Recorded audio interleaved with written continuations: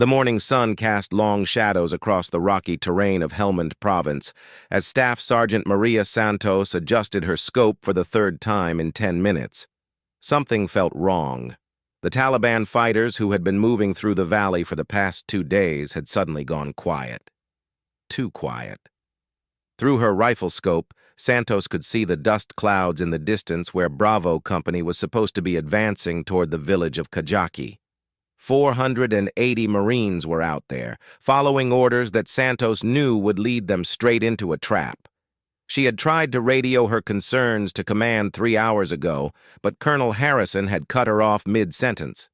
"Your job is to provide overwatch, Santos, not to think," he had barked through the radio. "Stick to your sector and follow orders." Now, lying prone on the ridge with her M40A5 sniper rifle, Santos watched through her scope as the first elements of Bravo Company moved into the valley. Her spotter, Corporal Jake Mitchell, lay beside her with his binoculars trained on the same area. "I count at least 40 Taliban positions along the ridgeline," Mitchell whispered. "They've got RPGs, heavy machine guns, and what looks like mortars set up in concealed positions."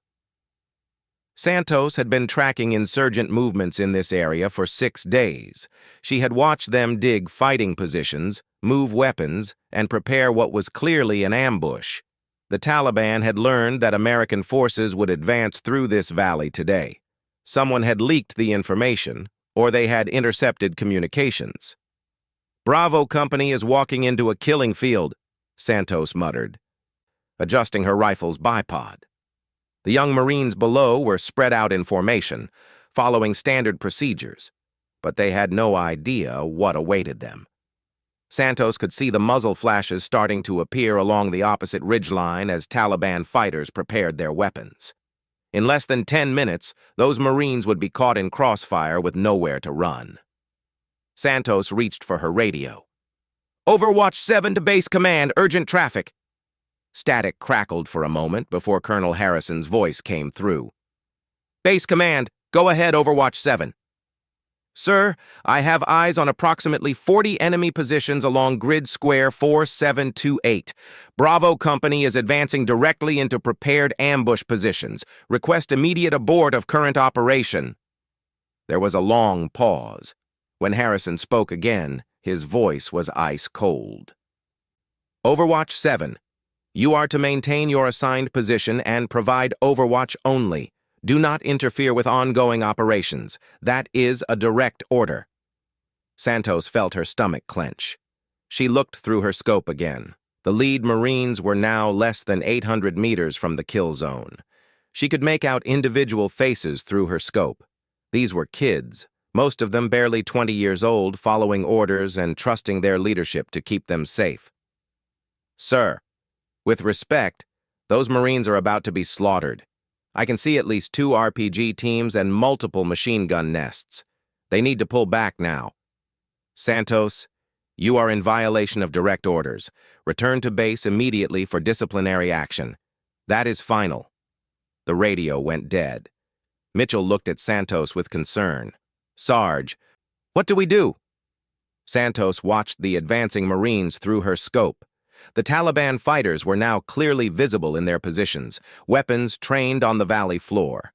Some were already shouldering RPGs, waiting for the Americans to move into the perfect killing zone. She had 2 choices: follow orders, pack up her gear, and return to base while 480 Marines walked into an ambush that would likely kill or wound most of them, or disobey direct orders and try to save them herself. Santos had joined the Marines 8 years ago after growing up in a rough neighborhood in East Los Angeles. Her father had been killed in Iraq when she was 16. She enlisted on her 18th birthday, determined to serve with honor and protect other families from the loss she had experienced. She had proven herself as one of the finest snipers in the Corps, with over 60 confirmed kills and a reputation for making impossible shots. But more than that, she believed in the brotherhood of Marines. Every Marine was her brother or sister, and she would never abandon family. Through her scope, she could see the lead element of Bravo Company approaching a small bridge. That bridge was the center of the kill zone. Once the Marines crossed it, they would be trapped with no cover and no escape routes. "Mitchell, pack up the spotting scope and get ready to move," Santos said quietly. "Where are we going, Sarge?" Santos chambered around in her rifle and adjusted her position slightly. The first Taliban RPG team was now clearly visible through her scope, about 900 meters away. A difficult shot, but within her capabilities. "We're going to save those Marines." Mitchell's eyes widened. "Sarge, that's disobeying a direct order. You could face court-martial." Santos thought about the young faces she had seen through her scope. Marines who trusted their leadership, who believed they were following a sound plan. Marines who had no idea they were about to die. Better to face court-martial than to live with watching our brothers get slaughtered while I did nothing. She settled in behind her rifle and controlled her breathing. The first shot had to count. If she could take out the RPG team leader, it might create enough confusion to disrupt the ambush timing. Maybe give Bravo Company a chance to realize the danger and pull back. Through her scope, she could see the Taliban fighter adjusting his RPG launcher, waiting for the Marines to move into the perfect position. His finger was on the trigger. Santos placed her crosshairs center mass on the fighter's chest and began to slow her breathing. She had one chance to start a chain of events that might save 480 Marines. One chance to prove that sometimes doing the right thing meant ignoring orders. She squeezed the trigger. The .308 round traveled the 900 meters in just over a second, striking the Taliban RPG gunner center mass. Through her scope, Santos watched the man drop his launcher and fall backwards behind the rocks. Immediately, shouts erupted from the Taliban positions as fighters tried to understand where the shot had come from. "Good hit," Mitchell whispered, already scanning for secondary targets with his binoculars. "But they know we're here now."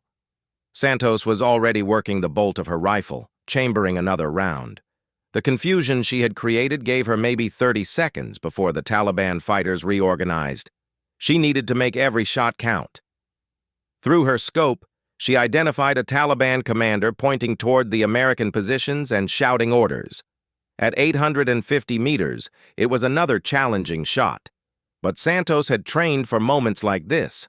She controlled her breathing, aimed slightly high to account for the distance, and fired. The commander dropped, causing even more confusion among the Taliban fighters.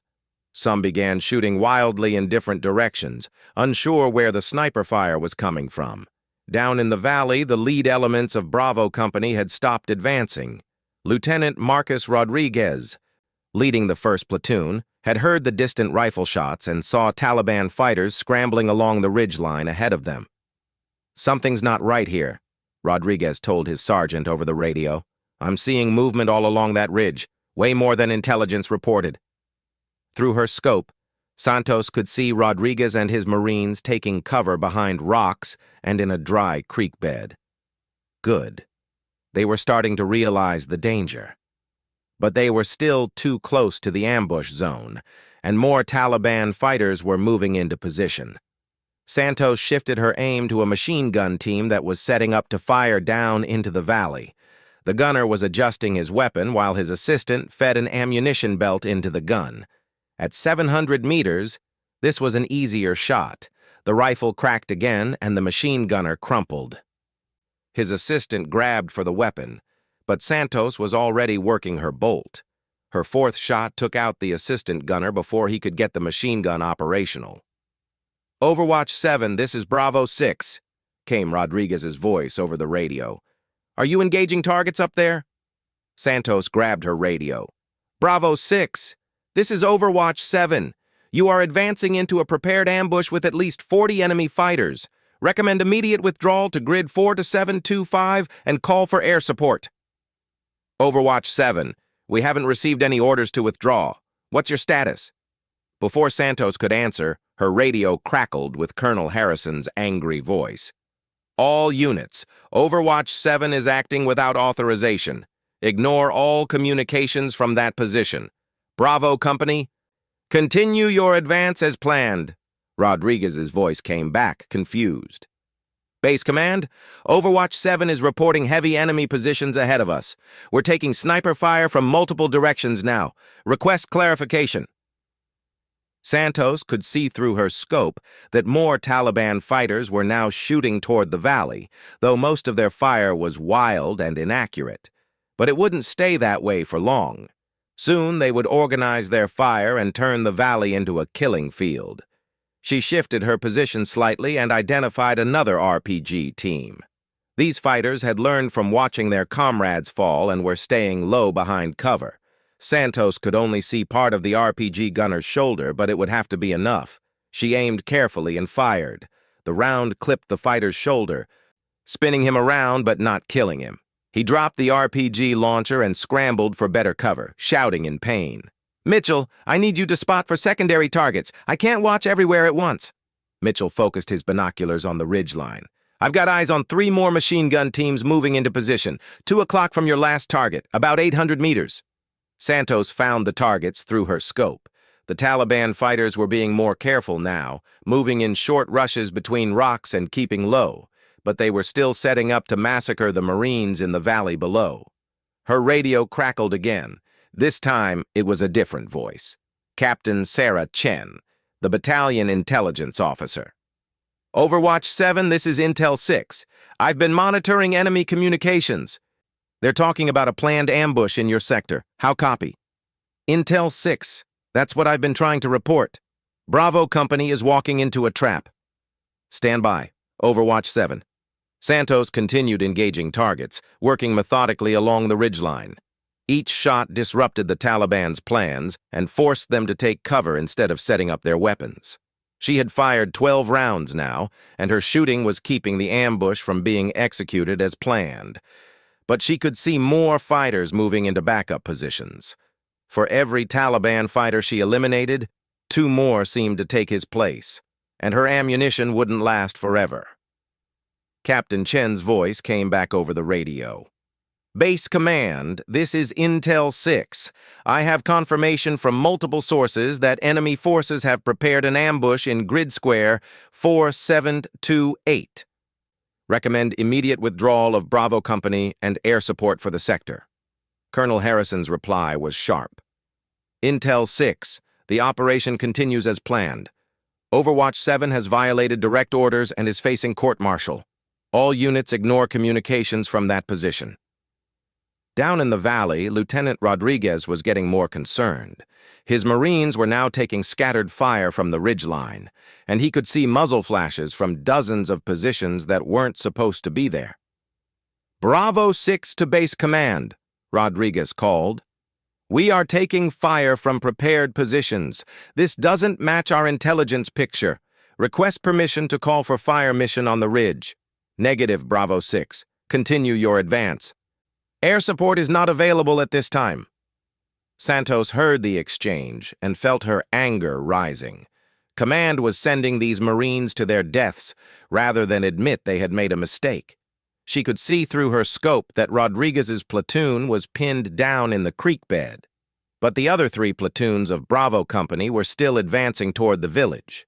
She keyed her radio one more time. "Bravo 6, this is Overwatch 7. I count at least 35 enemy positions still active along that ridge.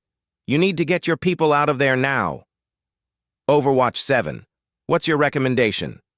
Santos looked through her scope at the terrain. There was a small hill about 400 meters to the southeast that would provide cover and a better defensive position. "Move your people to the hill at grid 4731. It's higher ground with good cover. I'll provide sniper support to keep their heads down while you move." Rodriguez didn't hesitate. "Copy that. Moving now." Santos watched through her scope as Rodriguez's Marines began bounding from cover to cover, moving toward the hill. Taliban fighters tried to engage them, but every time a muzzle flash appeared, Santos put a round close enough to force them back into cover. She was down to 8 rounds left in her magazine, and she had 3 more magazines in her pack. After that, she would have to rely on her sidearm and hope that air support finally arrived. Through her scope, she could see that the other 3 platoons of Bravo Company were getting closer to the village. They still didn't know what they were walking into.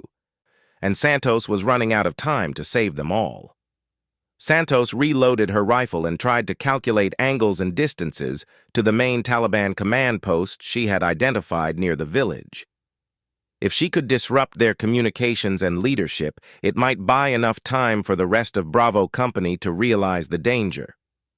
The command post was nearly 1,200 meters away at the extreme edge of her rifle's effective range. The wind had picked up, blowing dust across the valley, and the heat was creating mirage effects that would make the shot even more difficult. "Mitchell, I need exact range and wind reading for the building with the radio antenna," Santos said, steadying her rifle. Mitchell used his laser rangefinder and observed the wind indicators. 1,230 meters. Wind is gusting from left to right, maybe 8 to 10 miles per hour. Santos made the mental calculations. At that range, she would need to aim nearly 3 feet high and 2 feet to the left to account for bullet drop and wind drift. Through her scope, she could see Taliban leaders moving around the building, coordinating the ambush. She controlled her breathing and placed her crosshairs on empty air well above and to the left of her intended target. This was the most difficult shot she had ever attempted in combat. The rifle cracked, and Santos watched through her scope as the round struck the radio antenna, sending it crashing down onto the roof. Immediately, the Taliban fighters around the building scattered, looking for cover. "Holy shit, Sarge," Mitchell whispered. "That was incredible." But Santos was already shifting to engage closer targets. The Taliban fighters along the ridgeline were starting to organize again, and she could see RPG teams moving back into position. Her radio crackled. "Overwatch 7, this is Bravo 3-6. It was Captain James Miller, commanding the 3rd Platoon of Bravo Company. "We're taking heavy fire from the village. Can you see what we're up against?" Santos looked through her scope toward Miller's position. His platoon was pinned down about 600 meters from the village, taking fire from multiple buildings. She could see muzzle flashes from at least 15 different positions. "Bravo 3-6, you've got machine gun teams in buildings at grid 4729 through 4731. Count at least 15 fighting positions. Recommend you pull back to better cover." "Can't do that without orders from base command," Miller replied. "We're supposed to secure the village." Santos felt frustration building. These Marines were following orders that would get them killed, while command refused to acknowledge the reality of the situation. Suddenly, a new voice came over the radio. "All Bravo elements. This is actual." It was Colonel Harrison himself. "Disregard all communications from Overwatch 7. That sniper is acting without authorization and will face court-martial. Continue mission as planned." Santos heard Lieutenant Rodriguez's voice respond immediately. "Base actual. This is Bravo 6. Overwatch 7's information has been accurate. We've identified over 30 enemy positions that weren't in our intelligence brief. Request permission to withdraw and call for air support." "Negative, Bravo 6. You will continue the mission." That was enough for Santos. She switched her radio to the emergency frequency that all aircraft monitored. Any aircraft, this is Marine ground call sign Overwatch 7 with emergency traffic." Within seconds, she heard a response. "Overwatch 7, this is Phantom 2-1, flight of 2 FA-18 Super Hornets. Send your traffic." "Phantom 2-1, I have 4 companies of Marines taking heavy fire from prepared positions at grid 4728. Request immediate close air support." "Copy Overwatch 7. We're currently 20 minutes out. Can you mark targets for us?" Santos looked at her equipment. She had an infrared laser that the aircraft could see through their targeting systems.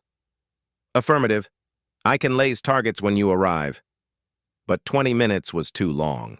Through her scope, Santos could see that the Taliban were massing for a coordinated attack. They had realized that only one sniper was disrupting their plans, and they were moving to overwhelm the American positions. She needed to do something dramatic to buy time. Santos studied the terrain through her scope and identified a large boulder that appeared to be precariously balanced on the ridge above the main Taliban position. If she could hit it in the right spot with enough rounds, she might be able to start a rock slide that would disrupt their positions. "Mitchell, see that big rock at about 10 o'clock from the command post?" Mitchell found it with his binoculars. "Yeah, I see it. What are you thinking?" "I'm thinking that rock looks unstable. Maybe if it got hit by enough rifle rounds, it might decide to roll downhill." Mitchell grinned. "That's either brilliant or crazy, Sarge. Sometimes there's no difference." Santos aimed at the base of the boulder where it contacted the ridge. She fired 3 quick rounds, and on the third shot, the massive rock shifted slightly. She fired 3 more rounds, aiming for different stress points. On the 6th shot, the boulder broke free. Santos and Mitchell watched in amazement as the huge rock rolled down the hillside, gathering speed and triggering a small avalanche of smaller rocks and debris. The rock slide crashed into the Taliban positions below, scattering fighters and destroying several weapon emplacements.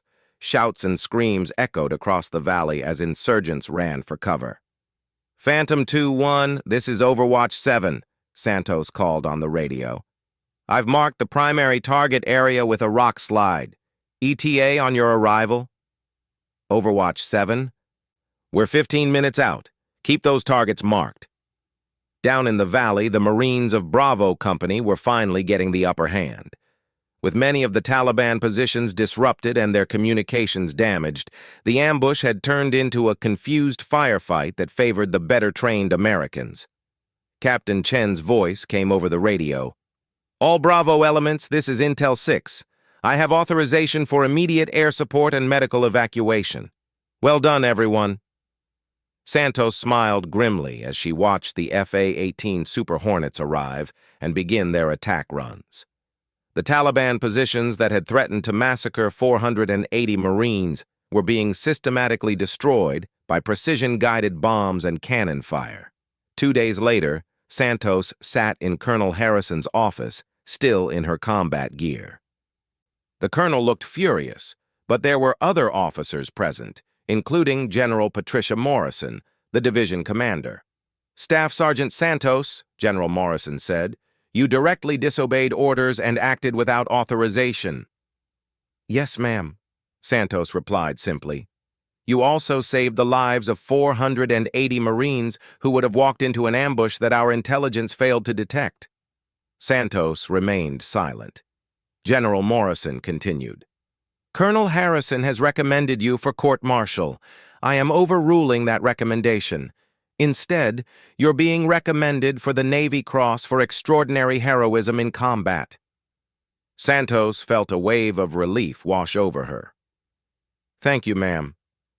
"Don't thank me yet," Morrison said with a slight smile. "You're also being transferred to sniper instructor school. Apparently, we need more Marines who can think for themselves when the situation demands it." As Santos left the building, Mitchell was waiting for her outside. "So what happens now, Sarge?" Santos looked out across the base, where Marines were going about their daily duties, alive and safe because someone had chosen to do the right thing instead of following bad orders. "Now we teach other Marines that sometimes saving lives means taking risks, even when command tells you not to."